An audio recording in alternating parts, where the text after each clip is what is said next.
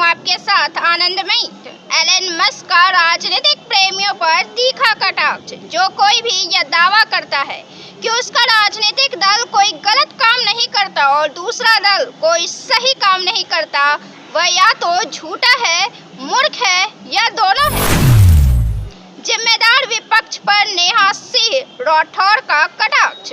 इन्हें विपक्ष अच्छा और जिम्मेदार चाहिए। इनकी सरकार भले ही भ्रष्टाचारी, अकर्मण्य और जनता विरोधी हो, ये बिल्कुल वैसे ही है जैसे लड़का भले ही नालायक हो और दिन में 50 गुटखे और 20 सिगरेट पीता हो, पर बहू एकदम सुशील, विनम्र, सुंदर और सरकारी नौकरी वाली चाहिए। ये बातें नेहा सिंह राठौर ने प्रधानमंत्री मोदी पर कटाक्ष किया है। प्रधानमंत्री मोदी ने विपक्ष को लेकर यह कहा था कि देखते हैं इस बार वे केवल हंगामे करते हैं या कोई मूल्यवान काम भी करते हैं, मूल्यवान चीज भी प्रस्तुत करते हैं। सीबीआई की टीम पर हमला। प्रधानमंत्री जी, आपके पावन सानिध्य में बिहार में व्याप्त जंगलराज का नजारा देखिए। नवादा में यूजीसी नेट पेपर धांधली की जांच करने पहुंची सीबीआई की टीम पर हमला। पेपर लीक आपकी सरकार में, सीबीआई पर हमला आपकी सरकार में और जंगलराज किसी और का। तेजस्वी यादव ने ये बातें अपने ट्विटर अकाउंट पर लिखकर प्रधानमंत्री मोदी पर कटाक्ष किया। पप्पू यादव की गूंज उठी जय जयकार। पूर्णिया के सांसद पप्पू यादव ने पूर्णिया के सभी डॉक्टर के साथ बैठक कर निर्धारित रेट किया है, जो 1 अगस्त 2024 से लागू हो जाएगा। एक्सरे का फीस 200 रुपया, सीटी स्कैन का 1200 रुपया। पहले 15 दिन के बाद पुनः फीस लगता था, अब इसे बढ़ाकर 1 महीना कर दिया गया है। अब 1 महीना तक कोई फीस नहीं लगेगा। फिजिशियन डॉक्टर का फीस 500 रुपया, सर्जन डॉक्टर का फीस 300 रुपया। पप्पू यादव सांसद बनते ही अपना जलवा दिखाना शुरू कर दिया। विकास भाजपा ने क्या वोट कांग्रेस को दिया। असम के सीएम हेमंत बिस्वा शर्मा ने कहा कि असम में अल्पसंख्यक समुदाय ने बीजेपी के विकास कार्यों के बावजूद कांग्रेस को 100% वोट दिया है। मैं गर्व से कहता हूं कि हिंदुओं ने सांप्रदायिकता में लिप्त नहीं होकर योग्यता के आधार पर वोट दिया, लेकिन एक खास समुदाय ने इतनी रणनीति के साथ वोट किया है, चाहे उनके इलाके में कितना भी विकास हुआ हो, उस समुदाय ने 100% कांग्रेस को वोट दिया। राम मंदिर पर हो रहे भ्रामक दावे। राम मंदिर निर्माण समिति के अध्यक्ष ने राम मंदिर में पानी के रिसाव के दावों को खारिज किया। मुख्य पुजारी सत्येंद्र दास ने राम मंदिर में पानी के रिसाव का दावा किया था। मुख्य पुजारी की टिप्पणी के बाद कई लोगों ने भ्रामक दावे करना शुरू कर दिया था। मैंने पहली मंजिल से बारिश का पानी गिरते देखा। ऐसा इसलिए हुआ क्योंकि गुरु मंडप आसमान के सामने है, क्योंकि दूसरी मंजिल और शिखर के पूरा होने से यह खुला भाग ढक जाए। केरल ने सरकार से की बड़ी मांग। केरल सरकार ने केंद्र से 24,000 करोड़ रुपए के विशेष पैकेज के साथ ही इंफ्रा परियोजनाओं के लिए 10,000 करोड़ रुपए की मांग की है। केरल के वित्त मंत्री ने कहा है कि राज्य को नकदी की भारी कमी का सामना करना पड़ रहा है। उन्होंने दावा किया है कि राज्य को अपने दायित्वों को पूरा करने के लिए अपने वित्त का प्रबंधन करना मुश्किल हो रहा है। यह अनुरोध दिल्ली में आयोजित बजट पूर्व चर्चा के दौरान किया गया है, जिसमें वित्त मंत्री निर्मला सीतारमण और विभिन्न राज्यों के वित्त मंत्री शामिल हुए।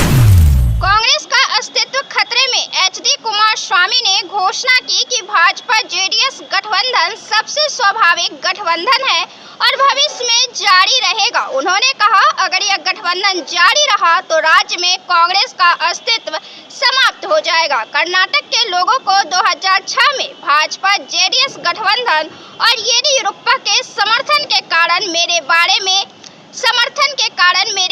में पता चला, लेकिन कुछ लोगों की नापाक चालों के कारण गठबंधन टूट गया। राहुल दिखा रहे मोदी को विपक्ष की ताकत। एनडीए के पहले 15 दिन भीषण ट्रेन दुर्घटना। कश्मीर में आतंकवादी हमले, ट्रेन में यात्रियों की दुर्दशा, नीट घोटाला, नीट पीजी निरस्त, यूजीसी नीट का पेपर लीक, दूध दाल, गैस, टोल और महंगे आग से ढलकते जंगल, जल संकट, हीट वेव में इंतजाम न होने से मौतें, साइकोलॉजिकली बैकफुट पर नरेंद्र मोदी का बस अपनी सरकार बचाने में व्यस्त है। नरेंद्र मोदी जी को और उनकी सरकार का संविधान पर आक्रमण हमारे लिए एक्सेप्टेबल नहीं है और यह हम किसी हाल में होने नहीं देंगे। इंडिया का मजबूत विपक्ष अपना दबाव जारी रखेगा, लोगों की आवाज उठाएगा और प्रधानमंत्री को बिना जवाबदेही बचकर निकलने नहीं देगा। कांग्रेस ने अपने ट्विटर अकाउंट पर प्रधानमंत्री मोदी को घेरने की कोशिश की। पीएम मोदी के काल में सिक्किम का हुआ कायापलट। सिक्किम के मुख्यमंत्री प्रेम सिंह तमांग ने कहा, मैंने सिक्किम की ओर से प्रधानमंत्री को बधाई दी है। प्रधानमंत्री के कारण देश काफी आगे बढ़ चुका है। 2014 के बाद सिक्किम और नॉर्थ ईस्ट का कायापलट हुआ है। सड़क मार्ग से एक राज्य से दूसरे राज्य जाना काफी आसान हुआ है। नेशनल हाईवे बने हैं, इंफ्रास्ट्रक्चर बेहतर हुआ है। 16 मई 2025 को सिक्किम अपने 50 वर्ष पूरे कर रहा है और यह एक स्वर्णिम अवसर है, इसलिए मैंने प्रधानमंत्री को इसे लेकर आमंत्रित भी किया है। प्रधानमंत्री ने निमंत्रण स्वीकार किया है।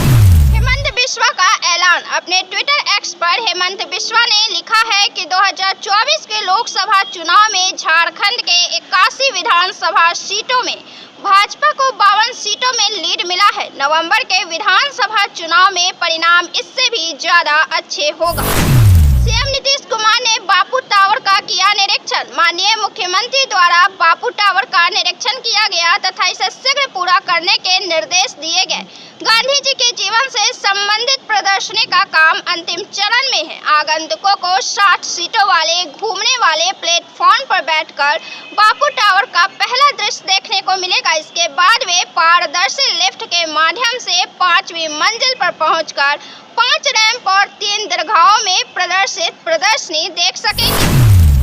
ओम बिरला लोकसभा अध्यक्ष बने रहेंगे। राहुल गांधी ने कहा कि अगर विपक्ष को उपसभापति का पद दिया जाता है तो विपक्ष ओम बिरला को अध्यक्ष के रूप में समर्थन देगा। राहुल गांधी ने कहा कि राजनाथ सिंह ने खड़गे को बुलाने का वादा किया था, लेकिन उन्होंने अभी तक उन्हें नहीं बुलाया है। आजादी के बाद से लोकसभा अध्यक्ष का चुनाव सरकार और विपक्ष के बीच आम सहमति से होता रहा है।